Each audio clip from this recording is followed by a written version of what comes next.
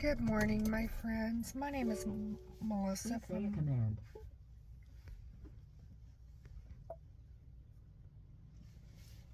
from Melissa's Struggling Walk with Jesus. This is Wednesday, October 22nd, about 7:33 in the morning.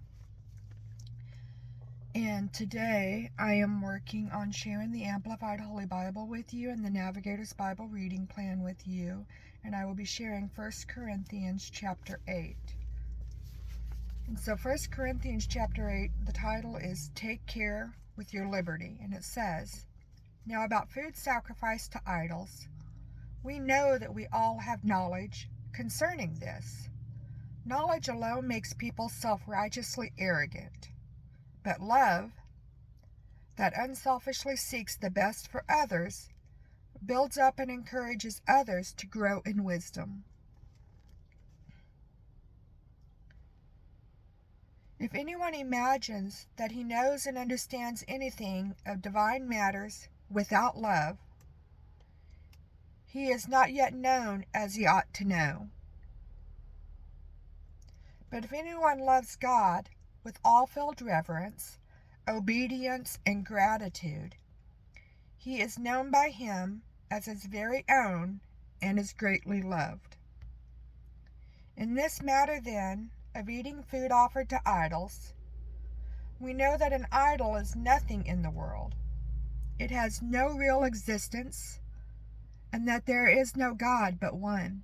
Check out Deuteronomy chapter 6, verse 4. Verse 5.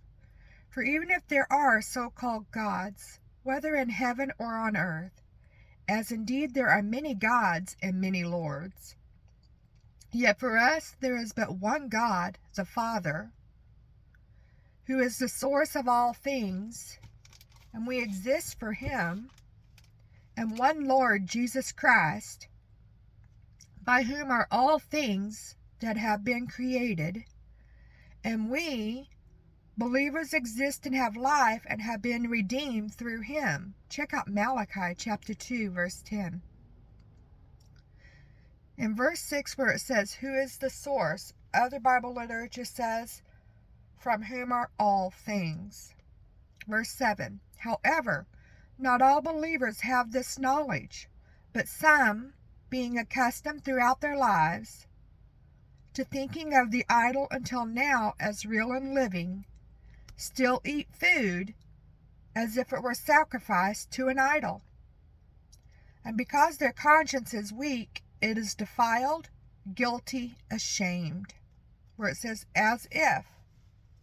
In Paul's viewpoint, meat sold at the marketplace, even if it had been used in idol worship, was permissible food because a pagan sacrifice was meaningless, and the meat itself could not be contaminated by any such ritual. Check out Mark chapter 7, verse 19. So some who had accepted Christ worried that they were violating their new faith if they ate any meat without knowing its origin firsthand. Verse 9. Only be careful that this liberty of yours, this power to choose, does not somehow become a stumbling block. That is, a temptation to sin to the weak in conscience. Verse 10. For if someone sees you, a person having knowledge, eating in an idol's temple, then if he is weak, will he not be encouraged to eat things sacrificed to idols and violate his known convictions? Where it says knowledge.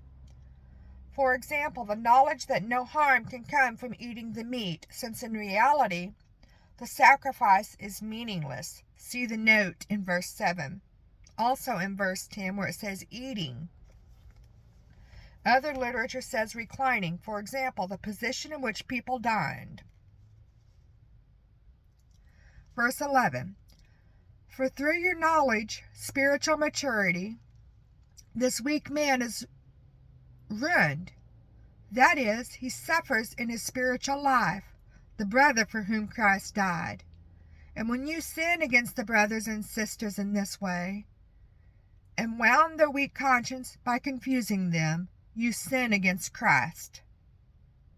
Therefore, if my eating a certain food causes my brother to stumble, to sin, I will not eat such meat ever again, so that I will not cause my brother to stumble.